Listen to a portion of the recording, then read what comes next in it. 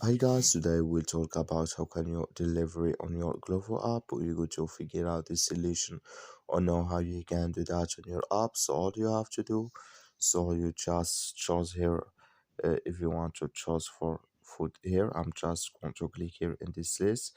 Then here can you choose any foods you want to deliver it. So I'm going to click in this list and here can you just click on it like this and here add for so you just click here if you want to choose one order or two or so here can you choose, then you click here and you just click on order for one here.